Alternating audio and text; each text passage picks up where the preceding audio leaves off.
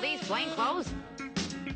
Ain't that the way they say it goes? Ain't that the way? You gotta make a bet when place a show where you can't play. Even when you know you're gonna lose, it ain't tax exempt, it ain't even dues. Ain't that the way? Even when you know you're gonna lose, it ain't tax exempt, it ain't even dues. Ain't that the way?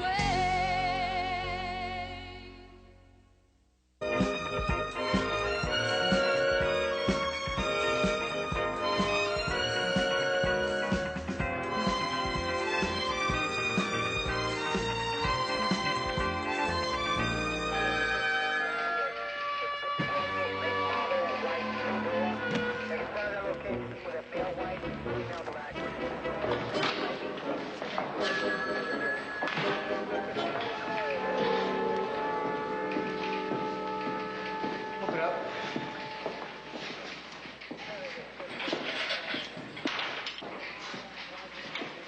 Okay, you know the routine. Let's go. Let's take a seat. So, what time was it when it happened? How many times I gotta tell you, you got the wrong guy? We don't have all the kinks out of the system yet. And look, I gotta go to the John, or is that a federal offense?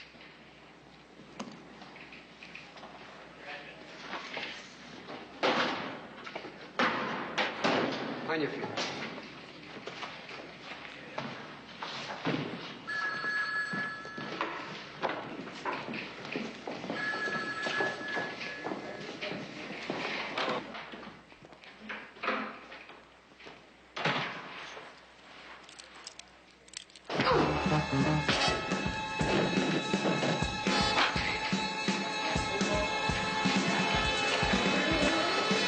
Hey, move it! I'll blow your head off! Everybody freeze! Now! I said freeze! What do you do? Freeze! Get those hands up!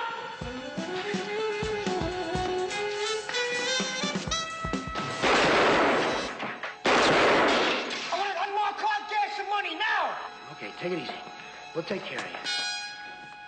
Hold it!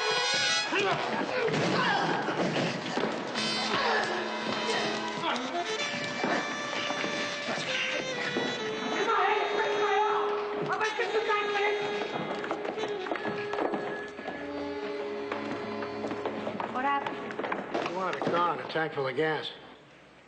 Unleaded? You two got an assignment. You're in charge of security for Helen Granger. She arrives tomorrow. The Helen Granger who's been bum rapping the Equal Rights Amendment? Yeah, that's the one.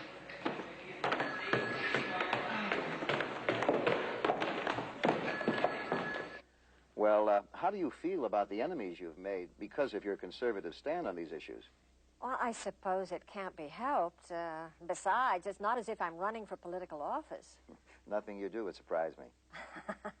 I am going to take that as a compliment. Mrs. Granger, as a leading figure in the anti-feminist movement, Haven't you acquired a great deal of power for someone who would like us to think of her as just another wife and mother? I don't think of it as power. I think of it as support for my beliefs. Oh, and what exactly are those beliefs? That every American woman has the right to be a full-time wife and mother without being forced to work outside the home. Well, I can't believe I'm doing this. There are an awful lot of women out there who I have could to be out work finding Harvey in our order to anniversary support present. themselves and their children. Helen would love that. An awful lot of women insist upon going out to work and competing with men. I can't imagine why any woman would want to give up her freedom and become imprisoned like men. That's right, boys. You don't know it, but you're in much worse shape than we are. I think my lunch is coming up. You're talking about economics here. I'm talking about freedom. Economic freedom. What about the economic freedom of men whose jobs have been taken over by women? Wait till she gets a Well, load just to of be us. fair, I think this would be a very good time to read the Equal Rights Amendment. What do you think? Fairness is what I'm all about. It says here,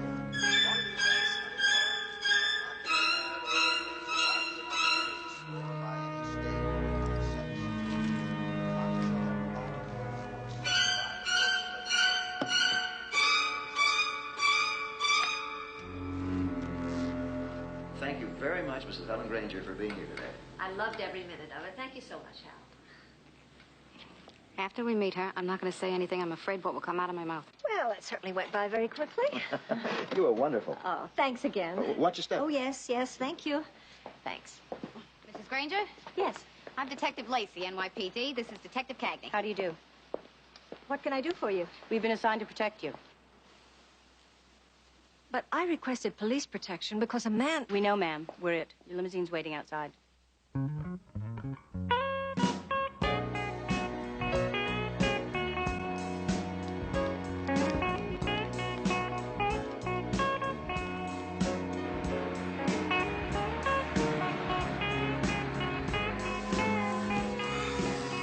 Something tells me you're uncomfortable, Mrs. Granger. Uncomfortable? With us being your security. It's my guess you feel safer with a couple of guys. Rather than police persons?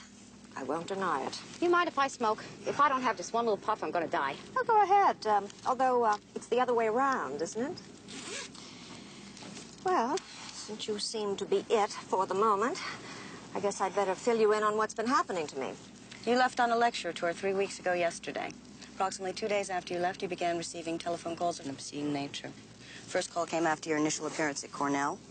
The second one in Utica, third Syracuse. You then became concerned and contacted police departments in each and every city that you were speaking, Albany, Rochester. They attempted to trace the calls, but were unsuccessful in doing so. And last night was the final engagement of your tour at Princeton, and this morning you boarded a helicopter for New York, Mrs. Granger. Did you enjoy the ride in this limo from the airport to the TV studio?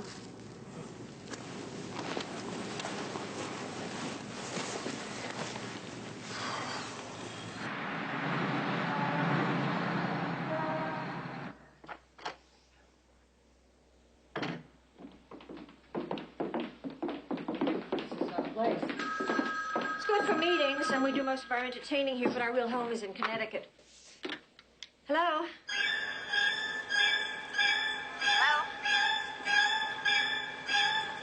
Hello, Helen. What present? What are you talking about? It was him again. Take it easy. You said something about a present? I don't know what he's talking about.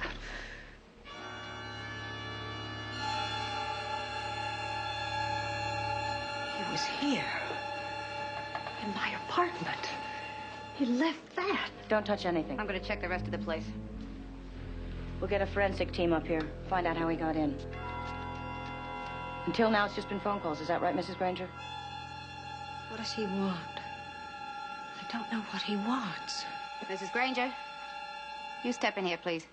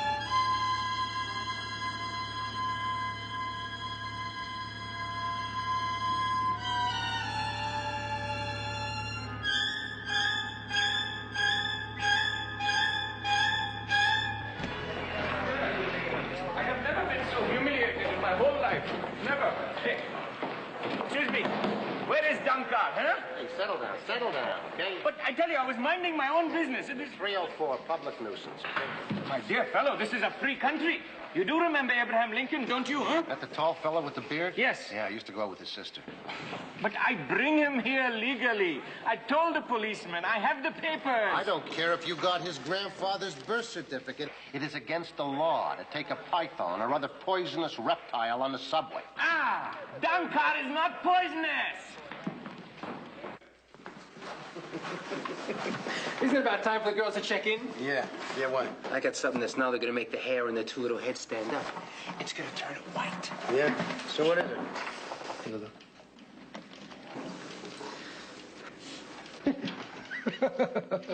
Yeah, it's a great gag. Hey, it's genius, even if I say so myself. Yeah. Great gag. What should I get her for our anniversary? What anniversary is it? Our 12th. The see-through black negligee. Christine, I was thinking of getting him a meerschaum. Mary Beth, you can't fit a dog that size into your tiny A apartment. meerschaum is a pipe, not a dog. Hiya, men. Hi. Jeez, it's like a graveyard around here. Hey, you girls want to see something really cute? We just found this sweet little bugger in the subway. Ooh, hello, sweet skin. Look at you, aren't you pretty? You're just all curled up there for a nice nap, aren't you? He's a real live when he's fat and sassy.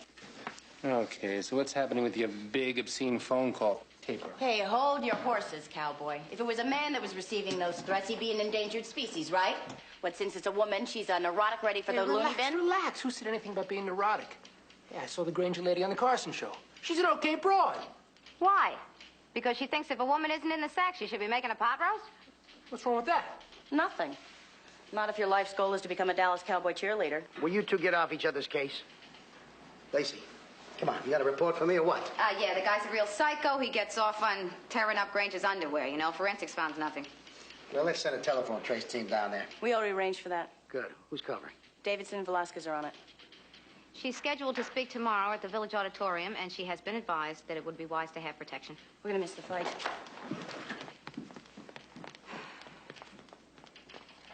Well, fans, here we are in the beginning of round number 2. And this match with Dominic Trufillo really Yeah. Oh, what a shot. Good. Come on. Where's he going to punch? Up, yeah. It'll never go to distance. 5 chance, no knockout. All right, you're on. All right. What round is it? The second. Your boy's holding his own. Hey, it's Becky. You know Luke the Nuke was their first caller? Cagney and Lacey. That was over the 23rd, right? Yeah. Luke Powell, you kidding? You must be putting me on. That's right. They started his career. If they hadn't busted him, he never would have made it to national TV now. Hey, sweetness. I got a newfound respect. Detective LaGuardia, 14th Precinct. Just a moment. Lieutenant. Yeah. Lieutenant Helen Granger. She wants to talk to the man in charge. Yeah, well, give it to Cagney and Lacey, will you? It's their case. Lieutenant, she wants to talk to the man in charge. Cagney, will you take the call? Tell the woman she got the best in the department on the case and leave me alone. Watch his right, Luke. Watch his right. Cagney, will you take the call? Cagney, I can't see through you. Come on. Come on! Yeah. Hit him again! Hit him again! Hit him again! He deserves a point for backing us. Well, you know why he's backing us. He doesn't want to miss the fight. I'll take it any way I can get it. Go ahead back to the bloodbath. I'll talk to her. I owe you one. Detective Lacey. Yes, ma'am. I see. When was that? Well, ma'am, I think that my superior would advise that you cancel.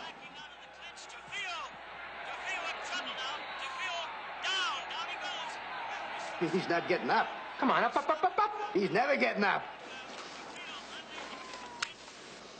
He really rang his bell. What a punch. Boxing is the only so-called sport where one player tries to do irreversible harm to another. What do you know about boxing, LaGuardia? What do you know about boxing, Cagney? Well, it's an art.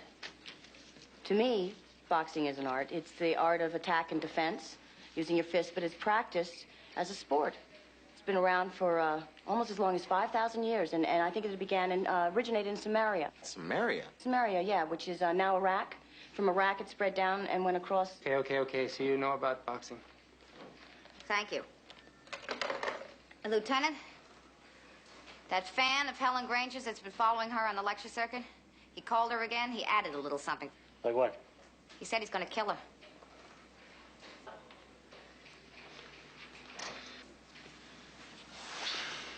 All right. Get her back on the phone and tell this department advises against her doing that lecture thing tomorrow. She has been so advised. And she's not about to take the advice, right? Right.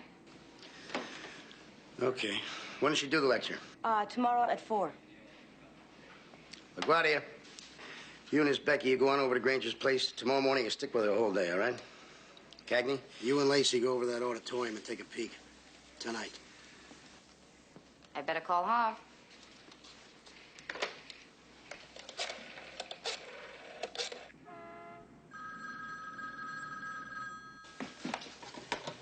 Hello?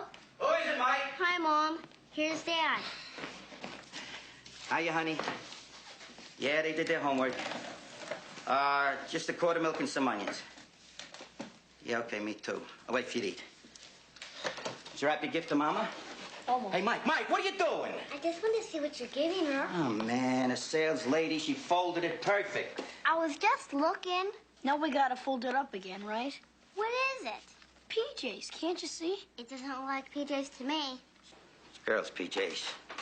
Is this all Mom said she wanted for our anniversary? It's the thought that counts. Isn't that right, Dad? That's right, and it's a surprise, huh? So don't say anything, okay? It's a secret between us guys. Huh? Okay.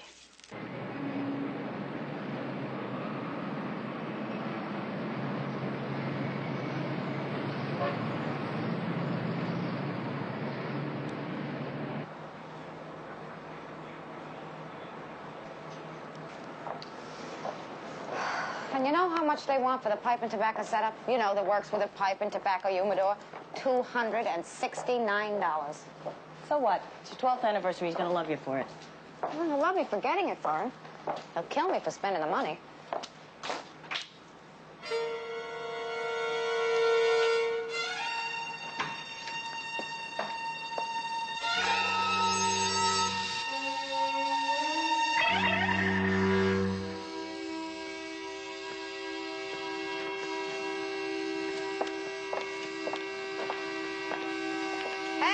What you doing?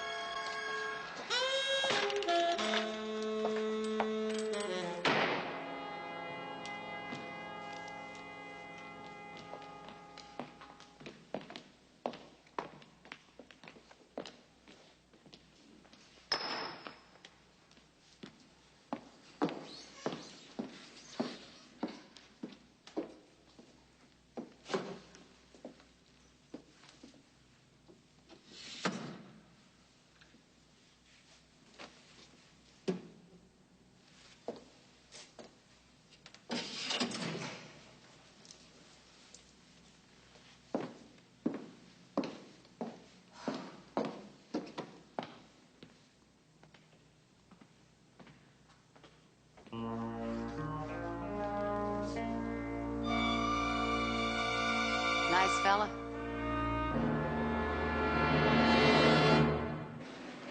Look, Mrs. Granger, we went to check out the auditorium, and he was there, but he got away.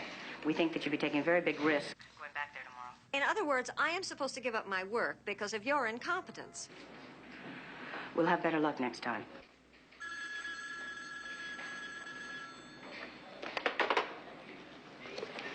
How do you like that? Hmm. You know what she said? What? She thinks we're in the wrong profession. Yeah? I think maybe she's in the wrong gender.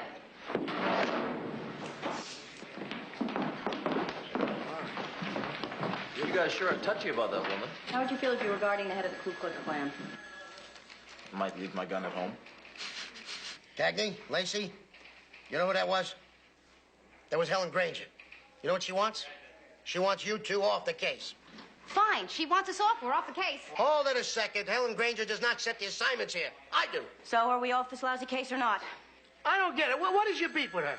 You wouldn't understand. Again, with the I wouldn't understand. Try me. It's Politics. economics. It's that Gloria Steinem feminism stuff, right? Well, come on, explain it to me. I want to know. Men will not be truly liberated until women are. But Helen Granger doesn't want women to be liberated because she thinks men should take care of women. I don't get it. It's simple. Helen Granger says women are already better than equal under the law.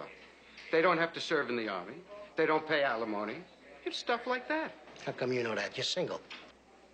You never know. If you ask me, it's all bull. It's bull, it's bull. Why do you always come on like that, is Becky? Comes naturally. Petrie, you help us here? The Constitution of the United States said all men are created equal, right? Right. And they didn't live up to it. So they put in an amendment about black men. Now, you're going to have a kid? Right. If it's a girl, don't you want her to be equal under the law? Of course I do. All right. Come to think of it, Thelma had a job once. Oh, yeah? Yeah. We need a little extra money. You know, we were young and just starting out. Yeah. Might have been the happiest. So what happened? Well, so when I was finally well situated, I made her quit. Good night. Lacey.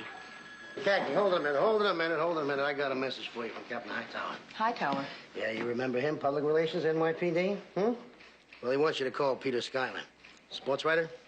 Schuyler wants to talk to you, too, about your favorite fighter, Luke Powell. Sir, what we have to say about Luke Powell, Peter Schuyler would not be allowed to print. Well, maybe not. But Schuyler's making a lot of noises about parole for Powell, and he wants your input. So, remember the image of NYPD and be like you always are, girls. Nice.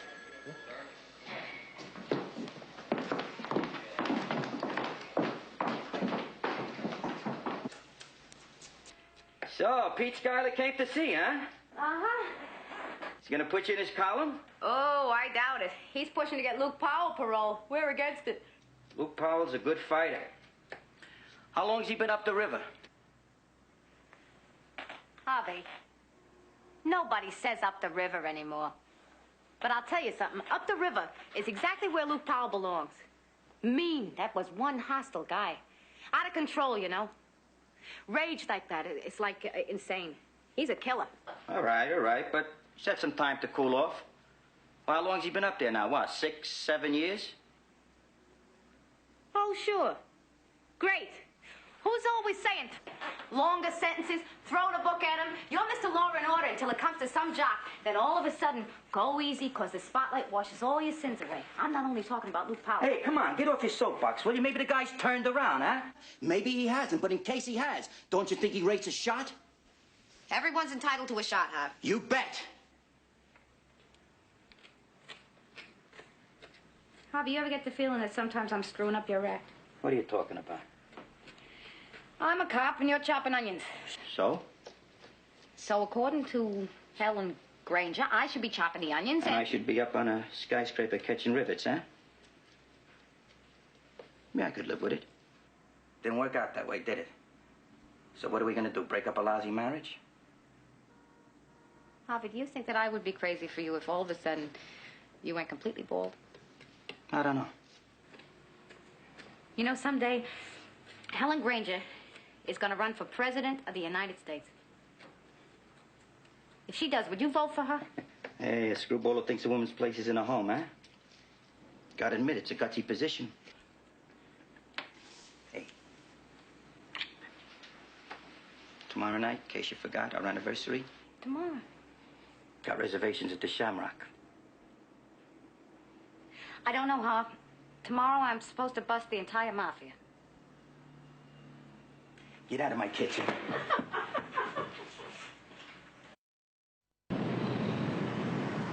How long's it been? An hour and a half? 2 hours? Just about. You think Hop would like a leather-bound edition of Mark Twain? No. No. He'd let the kids look at it. They'd get peanut butter and jelly all over. I came up with this stuff in the middle of the night. Bathrobe is a lousy idea. Jogging suit? Jogging suit, Harv? I said it was the middle of the night. Aftershave.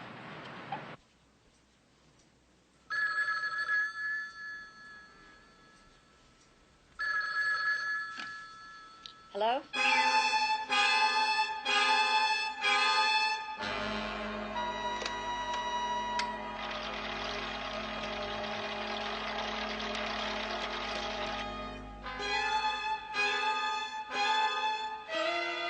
Tell me why you call me.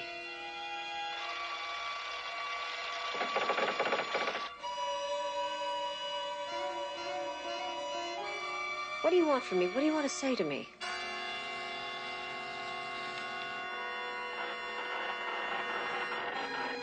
Are you lonely? Come on, baby. Where are you? Where do you live?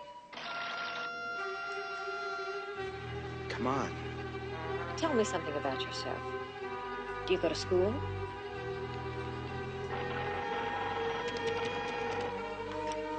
th and Broadway, southwest corner. 14th and Broadway, southwest corner, phone booth.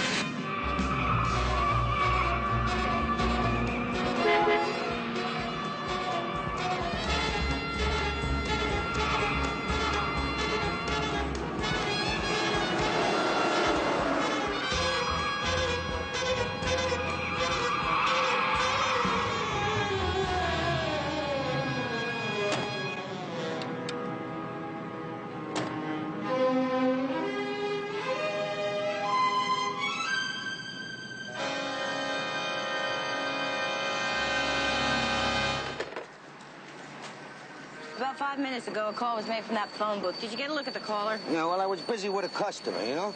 I mean, I wouldn't even notice the guy at all, except that he ran out of that phone booth so fast he almost knocked over my stand. There's a man, huh? Well, he sure wasn't wearing no high heels. Did you get a good look at his face? Well, I'll tell you, it happened so fast that, I mean, he was gone before I can catch my breath. Thanks, Mr. Aparicio. Aparicio. Yeah, nice meeting you. Yeah. Ciao. Mrs. Loomis, the owner of that store, saw the caller, and she will come to the precinct when she closes. Any luck? A little. Little.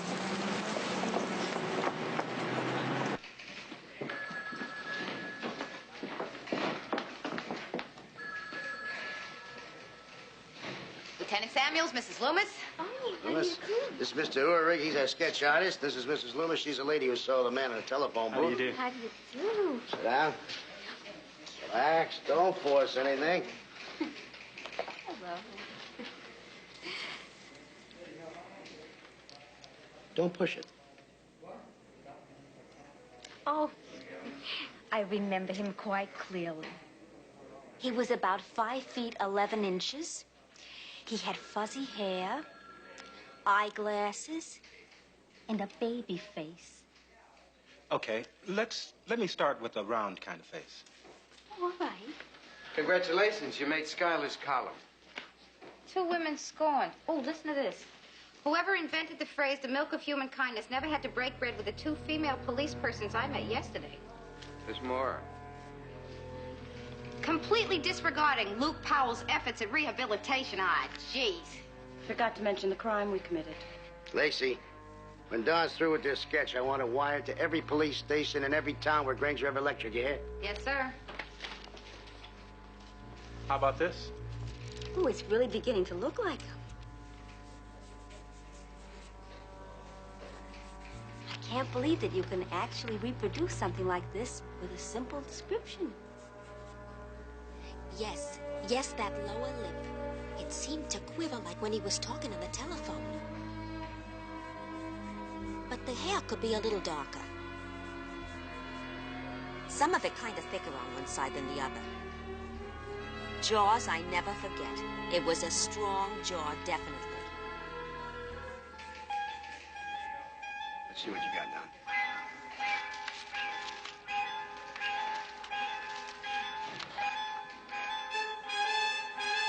You've done him perfectly.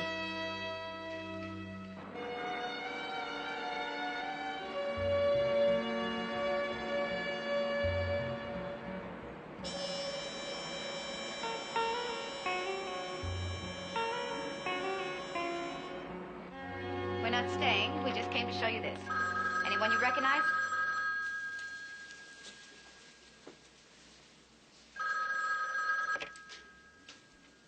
Hello? Oh, Jason. You bet I'm ready. I made a commitment to talk. I didn't cancel my lecture at Village Auditorium, and I am not about to cancel because some psychotic whom they can't catch threatened me. You think her husband is a possibility? If you were her husband, wouldn't you be tempted? What? No, I can't guess who's going to introduce me.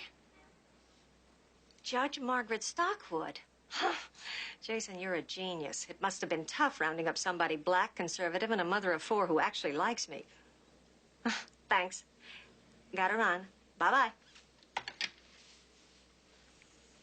Well? You were the ones who saw him. I certainly never did. Let's get one thing straight, Mrs. Granger. Even though we're not a couple of linebackers from the Jets, we've still been assigned to protect you. In your fashion. Come on. Let's get out of here.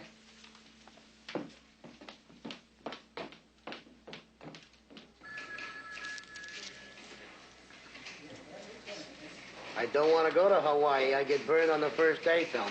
Why should I fly 6,000 miles to stay indoors for 9 days? Huh? Well? Huh? Oh, no, nothing yet. Listen, we'll talk about it later. Maui no Ka'oi. What? Maui, #1, the best. You'll love it. You check out those mugshots, will you? I was only trying to be helpful. Suspect had been arrested for armed robbery.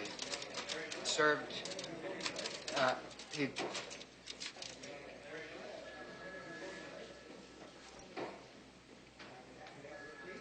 You want some? Are you kidding? Do you know how many fats and chemicals you're eating? Just pastrami. Animal fats, parasites, carcinogens, nitrates, sodium. Maybe that's why it tastes so good, huh?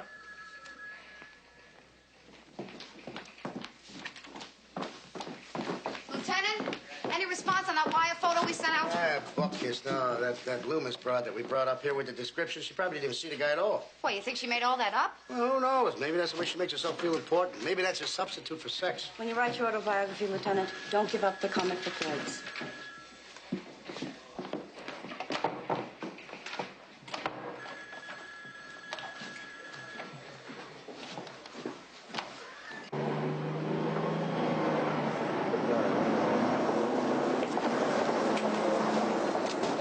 Aparicio.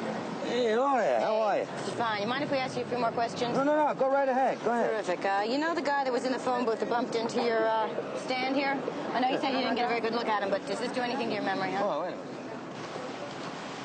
minute. Like I told you, I never saw his face. You don't remember anything about him? No, he had his back to me. You know, I was getting pretty teed off. You know, I mean, the guy... he took my business phone for over 10 minutes. I was running out of hot dog buns and I couldn't make a call. Said he was in the phone booth for 10 minutes? Yeah, 10 minutes. Thank you, Mr. Aparicio. Oh, hey. Sorry. Nice to see you again. Take it easy. Ciao. 10 minutes. So? So the calls to Granger never last more than a minute. He must have his obscene routine down pat. Or he must have been talking to somebody else before he placed the call to Granger. Good one. Ms. Malone? Detective Cagney at the 14th Precinct. Yeah. You helped us trace a call from a phone booth in Manhattan with the number 9832. That's right. What we need to know is, was another call placed from that number minutes before the call to the Granger apartment? That's right. Terrific. Can you get right back to me? Thanks.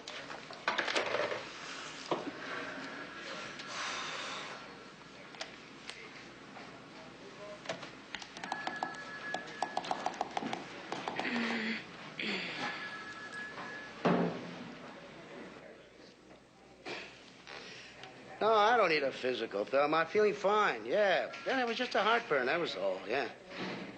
But I don't have to exercise, no. I get all the exercise I need just walking to the funerals of all my athletic friends. You don't think that's funny, Thelma? Detective Cagney, 14th Precinct. Yeah. The call was made to Yonkers. Subscriber's name is Mike Walker. And the number?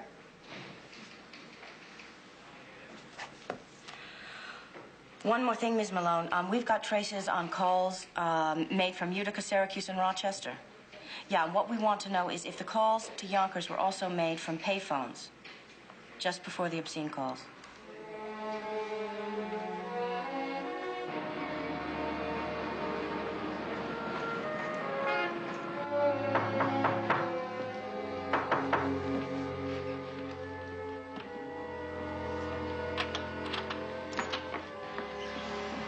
Mrs. Walker.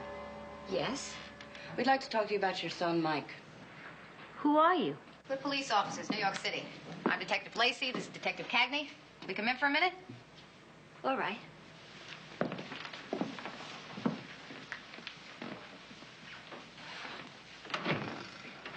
Is he in some kind of trouble? When was the last time you saw your son? He's been traveling. Utica, Syracuse, Rochester. Yeah. Why are you asking all these questions? Have you ever heard of a woman named Helen Granger? No. And neither has my son. How do you know that, Mrs. Walker? Because he tells me about every girl that he meets. We have a very sincere and open relationship. Michael tells me everything. Well, we have reason to believe that he's been making threatening phone calls to this Helen Granger. You're wrong. How could he? He don't even know her.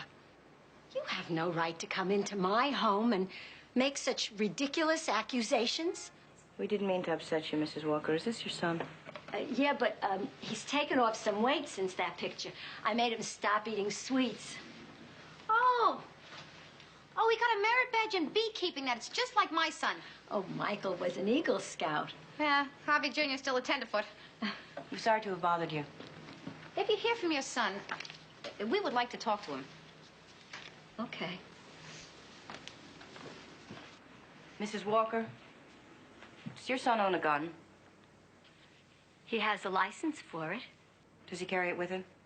Of course not. He always keeps it here. It was always there.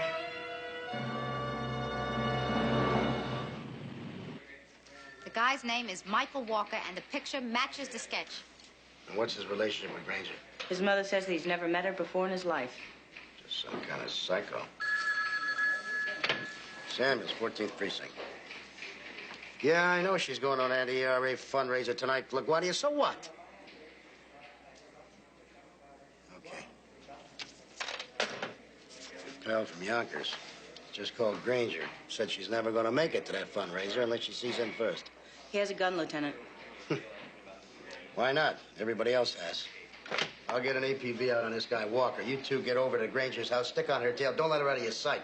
Let's hope she resumes her lecture tour, gets out of town and off our backs. Yes, sir. Amen. Oh. What? Harvey.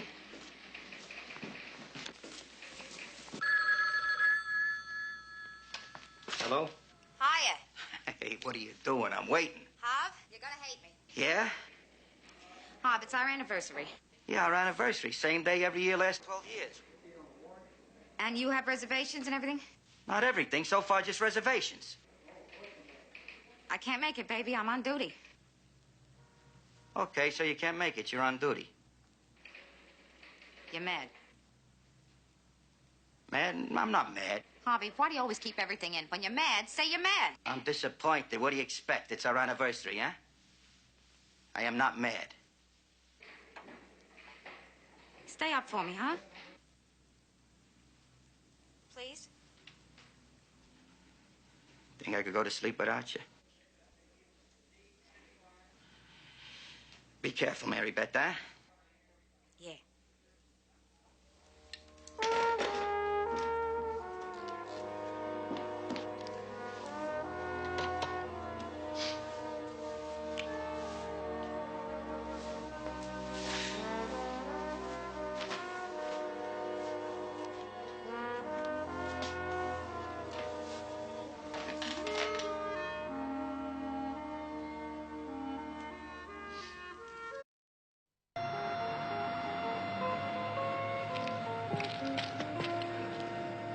All clear on 912. On my way to check 914. We copy. He loves all that physical stuff. Can't you just picture him leaping from roof to roof? Or tree to tree. You okay in there, Mrs. Granger? I'll be right out. I'm just spraying my hair. Did you get a load of that dress she's got on? What's the matter with it? Nothing. Wish I could afford it. All ready. Wait a minute. I'll check and make sure that everything's clear. Thanks.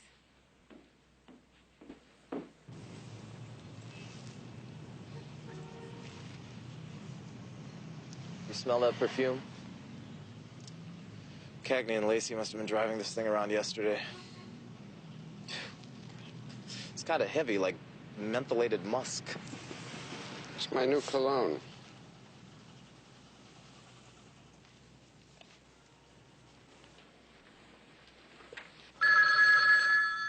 Oh, just what I need right now. Maybe it's not him. Don't you believe in women's intuition either, Mrs. Lacey?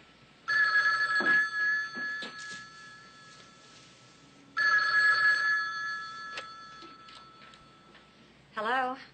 LaGuardia. He's on the line.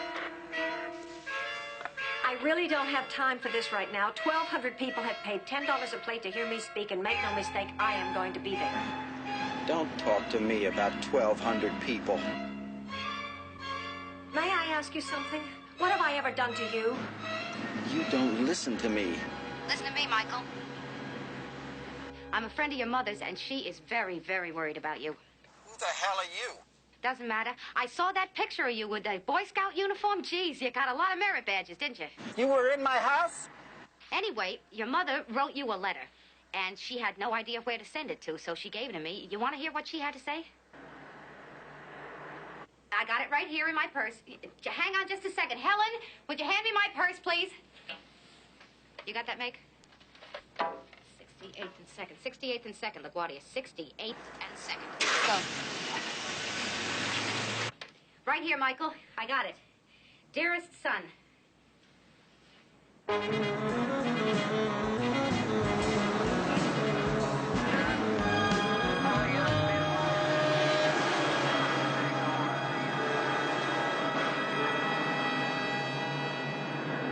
I've been thinking an awful lot about you, Michael. And I miss you. And son, I wish you'd come on home. Chasing all over the country after that woman, that's foolish. You told my mother about me and Helen. Michael, I didn't say anything to her that you would not want her to hear. And she told me that you are a very decent young man. You wouldn't hurt anybody.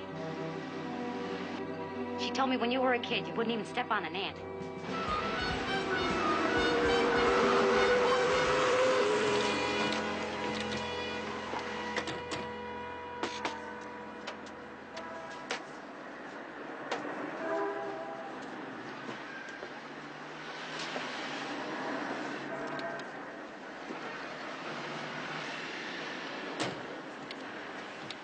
Mary Beth? We got him. Mrs. Granger, we got him.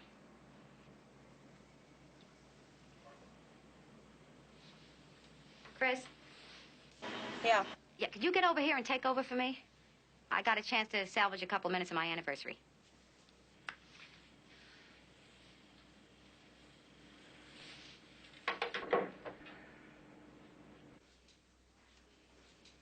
Ready? Yeah.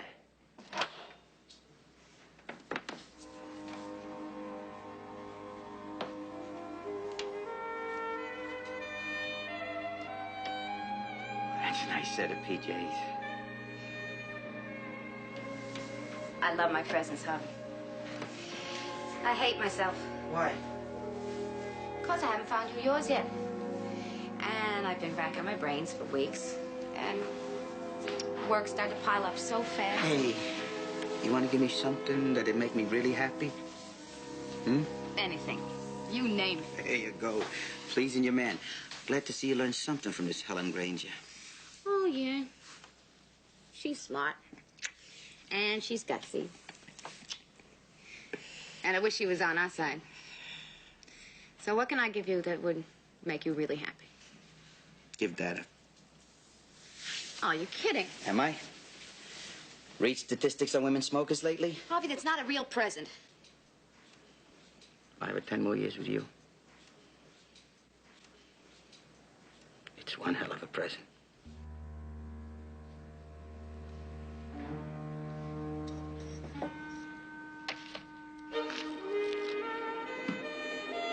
the anniversary.